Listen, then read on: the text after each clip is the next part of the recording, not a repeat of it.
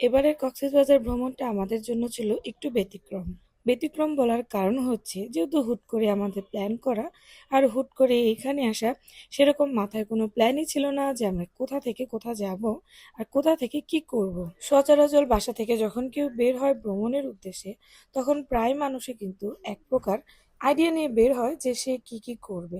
তো আমরা যেহেতু এবার বান্দরবনের উদ্দেশ্যে বের হয়েছিলাম, আর বান্দরবন থেকে হঠাৎ করে আমরা কক্সবাজার ব্যাক করি, তখন আমাদের এবারে ট্যুরটা কিন্তু একটু ব্যতিক্রমী হয়ে গিয়েছে। আর এই ব্যতিক্রম ট্যুরে অনেক দিনের একটা ইচ্ছেও পূরণ হলো, আর তার সাথে সবাই মিলে এতটা আনন্দ করলাম। হে এভরিওয়ান, আসসালামু আলাইকুম। কেমন আছেন আপনারা সবাই?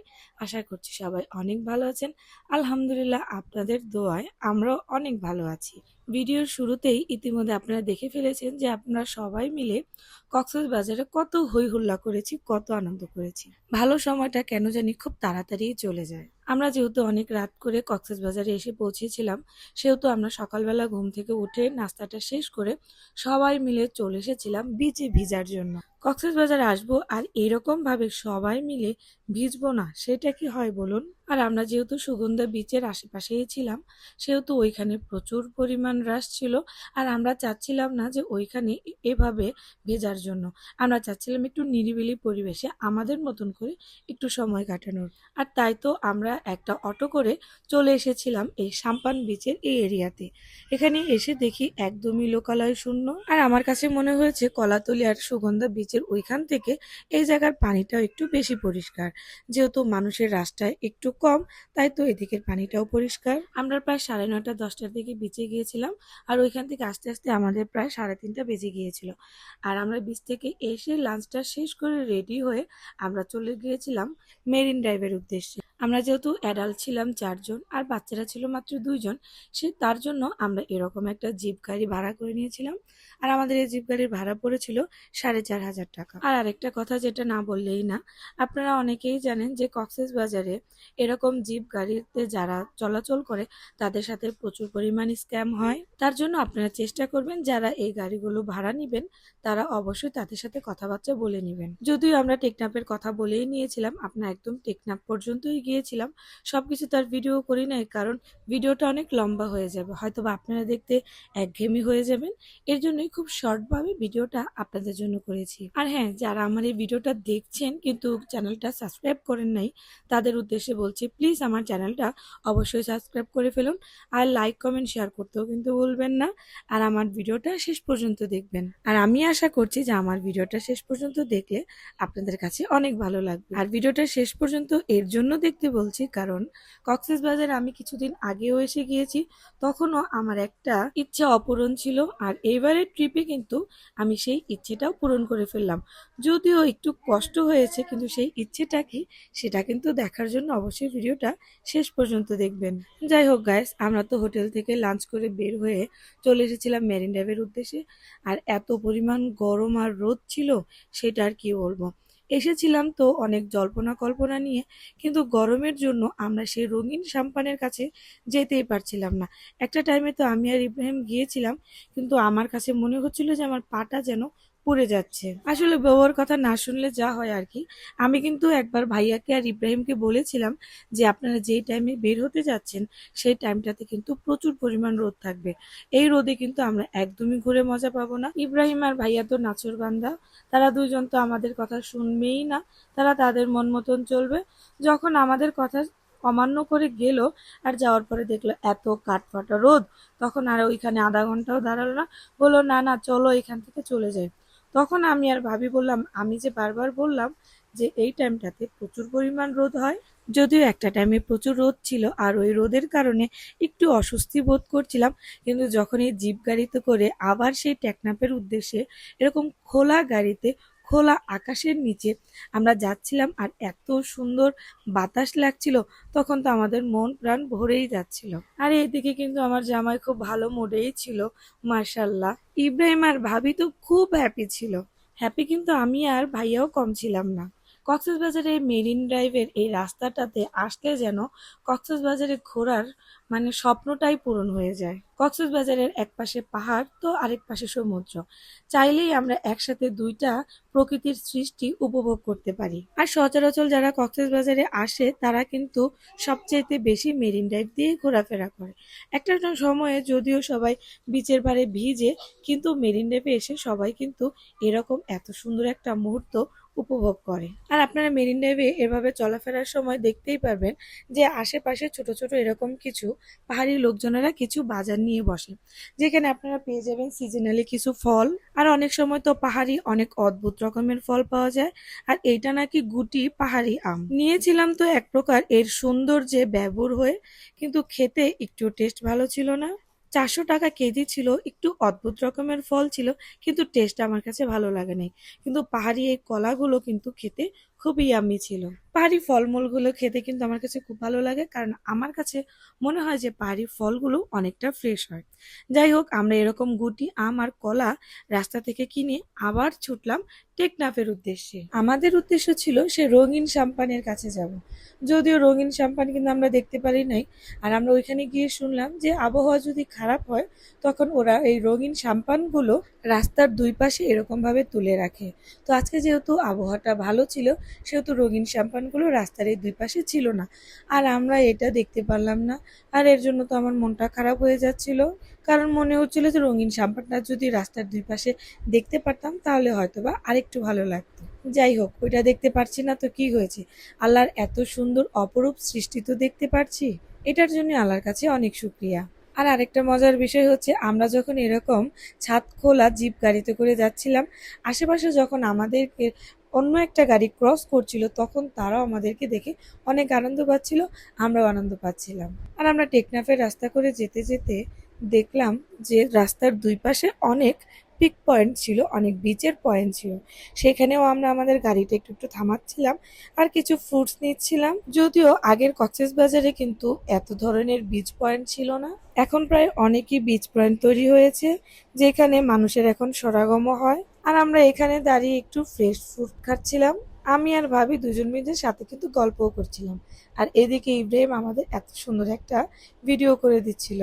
আমার কাছে তো বেশ ভালো লেগেছিল এরকম খোলা জিপ গাড়িতে উঠে। এর আগে বেশ কয়েকবার কক্সবাজার গিয়েছি বটে, কিন্তু এরকম ফ্রেন্ডসদের সাথে যাইনি।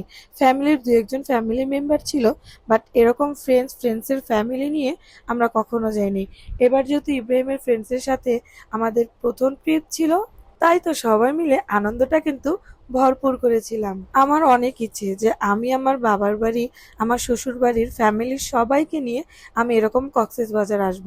অনেক দিনের ইচ্ছে আমার, যদিও ইনশাল্লাহ আল্লাহ চাইলে একদিন এই ইচ্ছেটাও পূরণ হবে। আমার কাছে মনে হয় যে ফ্যামিলির সবাই মিলে যদি এরকম কক্সবাজারে ঘুরতে আসি তাহলে হয়তোবা সময়টা অনেক ভালো কাটবে। ইনশাল্লাহ ইচ্ছে আছে একদিন না একদিন এই ইচ্ছেটাও পূরণ করব, কারণ না চাইতেই আমার আল্লাহ আমার অনেক ইচ্ছে পূরণ করেছে। আমি মনে করি সমুদ্র এমন একটা জিনিস যেখানে আসলে মনের যত দুঃখ কষ্ট বেদনা সবকিছু যেন সমুদ্রের জলে ধুয়ে পরিষ্কার হয়ে যায়। আর আমার মতন যারা আছে সমুদ্র পাগল, তাদের তো আর কোনো কথাই নেই। পছন্দের লিস্টে যদি আমার কিছু থাকে তাহলে সমুদ্র, কারণ সমুদ্র আমার অনেক ভালো লাগে।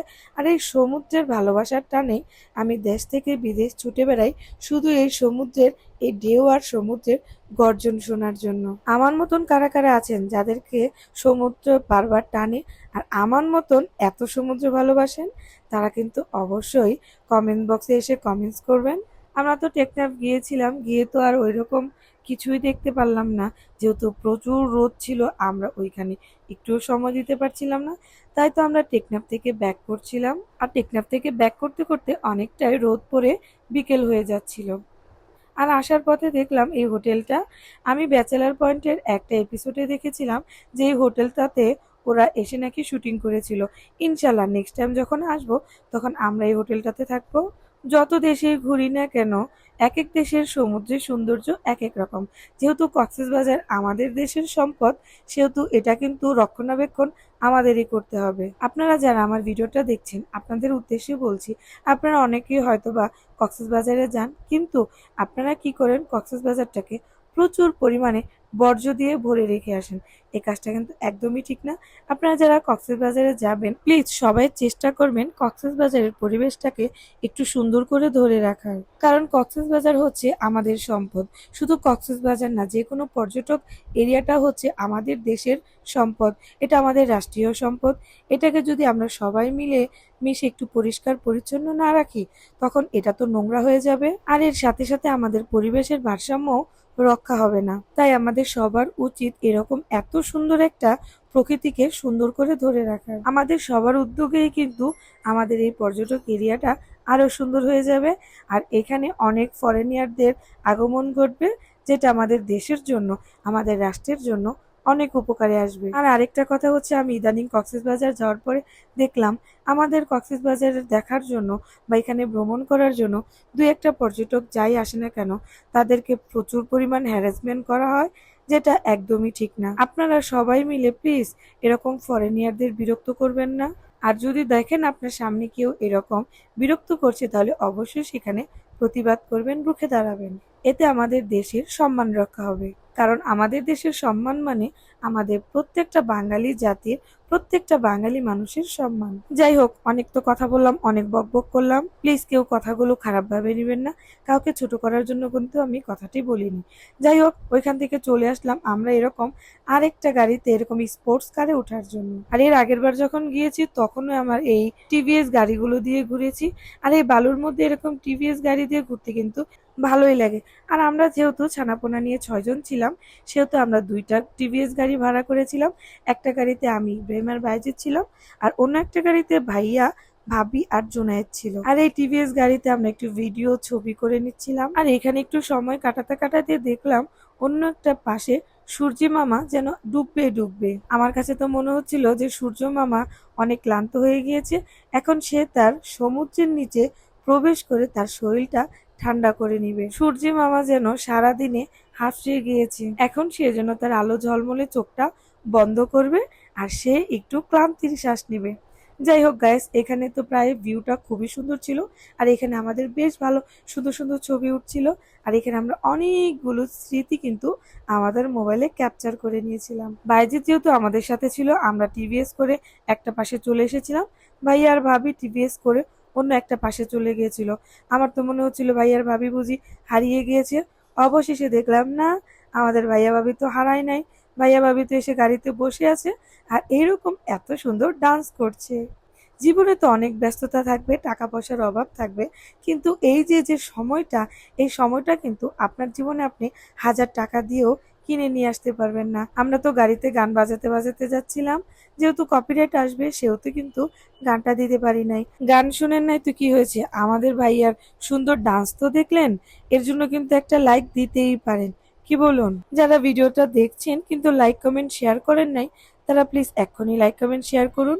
আর আরেকটা কথা, আল্লাহর প্রকৃতি, আল্লাহর সৃষ্টি কত মহান। এই তো ঠিক একটু আগে যখন আমরা বের হচ্ছিলাম তখন তো কাঠ ফাটা রোদ ছিল, আর এখন যখন আমরা ব্যাক করছিলাম হোটেলের উদ্দেশ্যে, ঠিক তখনই যেন গুড়ি গুড়ি বৃষ্টি পড়ছে। আমরা তো হোটেলে যেতে যেতে দেখলাম যে প্রায় বৃষ্টি পড়েই যাচ্ছিল। বৃষ্টি হোক বা ঝড় তুফান, কোনো কিছুতেই কিন্তু আমরা থেমে থাকবো না। আর এরকম বৃষ্টিতে ভিজে ভিজে আমরা আমাদের কিছু ড্রিম ভিডিও তৈরি করে নিচ্ছিলাম, যে ভিডিওগুলোর অনেক ইচ্ছে ছিল আমার। এরকম ভিডিও কিছু করে আমরা হোটেলে চলে এসে একটু রেডি সেডি হয়ে চলে এসেছিলাম কাসুন্দি রেস্টুরেন্টের উদ্দেশ্যে। লাস্ট টাইম আমরা যখন গিয়েছিলাম তখন গিয়ে আমি মালিক রহমানের গান শুনতে পারি নাই, এবং এইবারও যখন আসলাম প্রথম দিন গেলাম তখনও গিয়ে মালিক রহমানকে পেলাম না। সে তার একটা ফ্যামিলির সমস্যার কারণে ওদিন আসতে পারে নাই, কিন্তু আমি কিন্তু থেমে নেই। পরের দিন আমি আবার গিয়েছিলাম। আপনারা যারাই কক্সবাজার যাবেন অবশ্যই কিন্তু এই রেস্তোরাঁতে যাবেন। এখানে না গেলেও মনে হবে যে আপনাদের কক্সবাজারের ট্যুরটা যেন অসম্পূর্ণ থেমে গেল। প্রথম দিন যখন গিয়ে তাকে পেলাম না, এর সাথে সাথে আমার খুবই মন খারাপ হচ্ছিল। আর ভাইয়া ভাবি বলছিল তুমি একদমই মন খারাপ করো না, ইব্রাহিম আমাকে বলছিল যে আমি তোমাকে আবার কালকে নিয়ে যাব। আর আগের দিন এসে যখন মালিক রহমানকে না পেয়ে আমার মনটা খুব খারাপ ছিল, তখন তাদের ম্যানেজমেন্টের দায়িত্বে যে ভাইয়াটা ছিল সে আমাকে বলল, আপু আপনি একদমই চিন্তা করবেন না, অবশ্যই কালকে মালেক রহমান আসবে আর আপনি কালকে এসে ওর গানটা অবশ্যই শুনে যাবেন। তাই তো পরের দিন আসতে না আসতে ওই ভাইয়াটা বলছে যে আজকে কিন্তু আপনার মালেক রহমান এসেছে আর আজকে আপনি অবশ্যই ওর গানটা শুনে যাবেন। আপনারা অনেকেই জানেন মালেক রহমান কিন্তু অনেক ভাইরাল একজন সিঙ্গার। আর এই ভাইয়াটাই ছিল যে কিনা আমি আসতে না আসতে সে আমাকে বলছে, ওই যে দেখেন আপনার মালেক রহমান চলে এসেছে। ভাইয়া ভাবিও কিন্তু আমাকে অনেক খেপাচ্ছিল মালেক রহমানকে নিয়ে। পরে যখন বসে আমরা মালেক রহমানের এত সুন্দর গান শুনলাম তখন ভাইয়া ভাবি বলল, মাশাল্লাহ ওনার গলাটা খুবই ভালো। ওই যে বলেছিলাম না যে আমার একটা ইচ্ছে অসম্পূর্ণ রয়ে গেল, আর এইটাই ছিল সেই ইচ্ছেটা, মালেক রহমানের লাইভ কনসার্ট দেখার। এদিকে মালেক রহমানের গান শোনার পর আমি হ্যাপি ছিলাম, আমার সাথে সাথে ভাইয়াও হ্যাপি ছিল। ভাইয়া ইব্রাহিম বলছিল যে তোমার খুশিতেই আমাদের খুশি। রেস্তোরাঁ থেকে বেরোয় ভাইয়া হাসছিল আর বলছিল, আমি কিন্তু মালেক রহমানের এই রেস্টুরেন্টের একটা নাম দিয়েছি। আমি বললাম কি নাম? সে বলল যে এই রেস্তোরাঁর নাম দিলাম আমি মালেকের ট্যাগ। কি হাস্যকর না ব্যাপারটা গাইস। যাই হোক গাইস, অনেক লম্বা একটা ভিডিও আপনাদের সাথে শেয়ার করলাম, কারণ অনেক ভালো মুহূর্ত কাটিয়েছি, সেই মুহূর্তের ভিডিওগুলো আপনাদের সাথে শেয়ার করেছি। সবাই ভালো থাকবেন, সুস্থ থাকবেন। আজকের ভিডিও এই পর্যন্তই।